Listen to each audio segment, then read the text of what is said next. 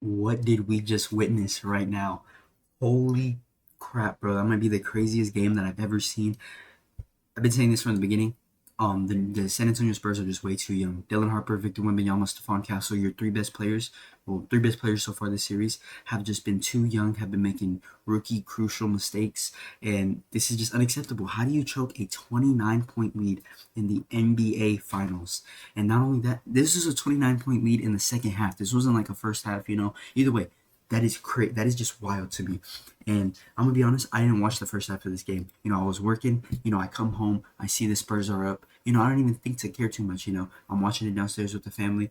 And I go upstairs. I start working on some homework. All right, I start working on some homework because I'm like, you know what? No way the Spurs choke this. And then I start looking, and I'm like, yo, why does this lead keep getting cut down? Why does this lead keep getting cut down? And then it just happened. It just happened all so quickly. Jalen Brunson, he won clutch player of the year 2 seasons ago, and he's shown it. He's shown it all so far this postseason. This guy he has that clutch gene, you know, and this game was just crazy. It was just crazy to see the 29-point lead just like vanish just like that. One person that I do want to sing aloud is De'Aaron Fox. He is your veteran player, and he just makes these mistakes. I feel like the biggest mistake for me was the what I forgot. I don't know how it happened. The ball got loose, and he's in the back court. He's in the front court, and he's going for the layup. And Josh Hart, I believe, is behind him, and he smokes the layup. You are up by one with 5 seconds left. I believe that's what got left whenever he got fouled. You are up with one with 5 seconds left. Why go for the layup? Why go for the layup? You know. And whenever he had that happen, bro, I yelled, "Swipe him, bro!" Because that's what we know De'Aaron Fox is. We know De'Aaron Fox as the quickest guy in the league. We know him, but this guy has not been healthy so far this postseason, and he definitely doesn't have that speed no more. So you would think that you would make that adjustment, knowing that you're not as fast no more, knowing that you're not the guy that you used to be. You would think that you make the adjustment. No idea why he went for that layup, and sure enough, because of that layup, they generated also. At first I went back to go rewatch it. I don't know why Wemby is out there on the perimeter. My dad said it best. Why is Wemby out there on the perimeter? Why is he not crashing the board? Yeah, you want the length of him, to block the shot, block Jalen Brunson. But it's like Stephon Castle could have done that. Devin Vassell could have done that. Like, you could have had a double team like that, not just need Wemby's length to block the shot. Because when has he ever blocked, or how often does he block Jalen Brunson's shot? Like, it was just so crazy to me, and I had to record right now. Had to pause the homework. Just get all these raw emotions out of the way, because this was crazy. We'll switch. This is just what I want to see right here. How how in the world? Look at it. Okay, look at this. Like, this guy, this is supposed to be your veteran player. This is supposed to be the guy that you go to. Okay, and they did. They trusted him. They went to him when they needed a bucket. They drew up that play for him after the timeout. I forget which one it was. Was it this one? Yeah, it was. Nah, it was this one. Yeah, it was this one. It was a missed lead taken two. I believe it was coming right out of a timeout or something. And it was when Stephon Castle got the rebound. I don't know why. Like, that was a horrible play call, and I feel like all this year, Mitch Johnson has been one of the best coaches at after timeout play calls. And you just draw this up. I don't know why. I don't know what possessed them to pick that. And then also that final possession. I don't know what that final possession was. For me, I would have drew up something where you had Dylan Harper, who's been. Let's see. Let's check his stats. I felt like he played a great game. Okay, bro, Dylan Harper, 8 for 12 from the field. This 8 for 12 from the field. This guy, you have a rookie being your second best player this season, or this series, who just empties the clip. This guy doesn't care, and that's what you need from a guard. That's what you need from your second best player. I'd rather, like Dion Waiters once said, I'd rather go 0 for 30 than 0 for 15, because 0 for 15 meant you stop shooting. This guy doesn't stop shooting the ball, and if they don't fall, he'll get his points the other way. I don't know why you don't draw up something for him, like him inbound the ball and, give it right back to him. Yeah, I know Pat would have been there, or, Josh Hart would have been there, but that would have been a way better play call than trying to throw it up to Stephon Castle. I don't even think Dylan Harper's your best passer, so I don't know why he was inbounding the ball. Just The Spurs are just way too young of a team. Mitch Johnson is in his third year of coaching. Same thing with Wemby.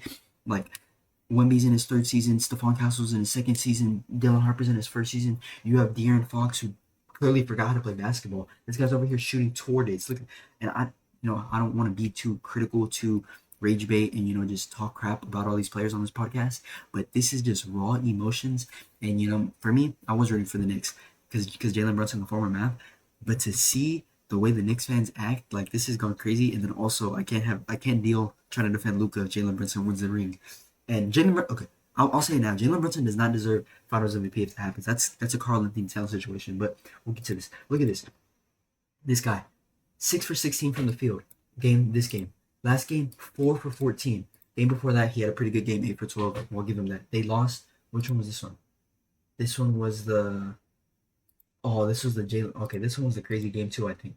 And then look, game one, 3 for 13. You're supposed to be your sidekick to Wemby, your veteran player. This guy he's just forgot how to play basketball, and it just blows my mind because I love De'Aaron Fox. I've always liked him since he came into the league, and I just think it's also a full circle moment for Mike Brown. To be his old head coach. To trade him away. Not necessarily it wasn't him, but it was the front office, and for them not to agree with it.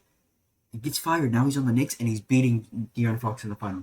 I just want to this is just a crazy meltdown. And the reason why I'm singling out De'Aaron Fox, like I said, I keep saying he's the veteran player. These guys, Wemby, these guys, Dylan Harper, these guys, Stephon Castle are going to be in this is barely their first 3 seasons. Like they will come back and they will learn from these mistakes. But it's like De'Aaron Fox is supposed to be the guy that you go to. I get he hasn't been to the finals, but it's just like there's just so many raw emotions, and I just want let's see who's top of the box score for the Knicks. OG Anunoby, yes. That's exactly what I want to speak.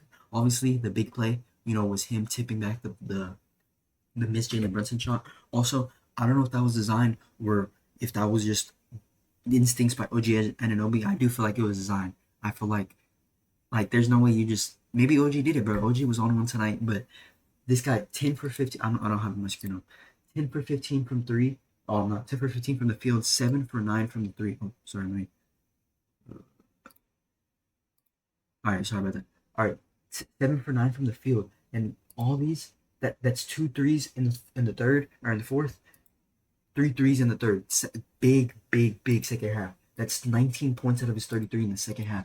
OG Anunoby played one of the best games of the season that I fully believe. Jalen Brunson, like I pointed out, he's clutch player of the year. To hit these shots, to give that team your momentum, like this, I just can't believe it. And as a Mavs fan, deep down it is like a yes, let's go. The Spurs are losing, but it's like it's just sad to see at this point. It's sad to see because it's like if the Spurs would keep the intensity up that they did, all of the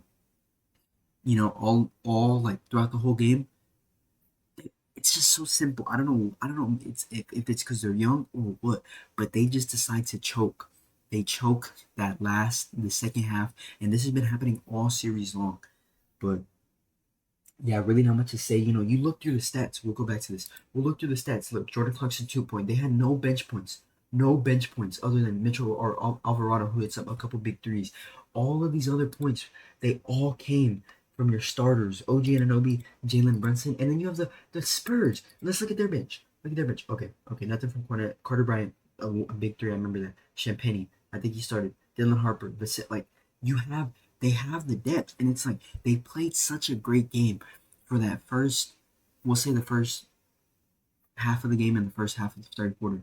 And it's just like they blew it. And I want to give a big shout out to my pops. My pops said it. He said, if you let the Knicks cut the lead down half from this is when they were about 29. If you let them cut the lead in half by the end of the third quarter, it's not that it's over, but wow, this is biggest comeback in the NBA finals in history.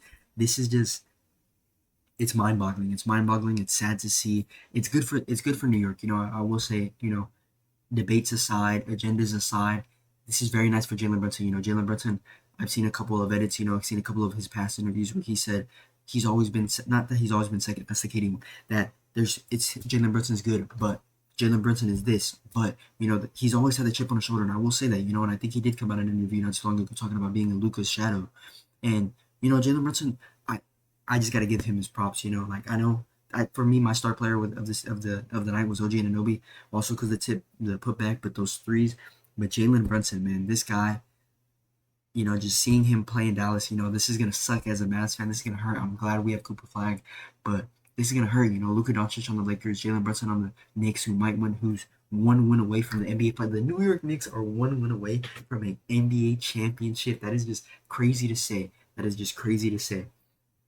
But yeah, ladies and gentlemen, just had to get these thoughts off my head. Had to rant to somebody. This is just one of the craziest things ever. And I believe when is game 5 is on a Saturday.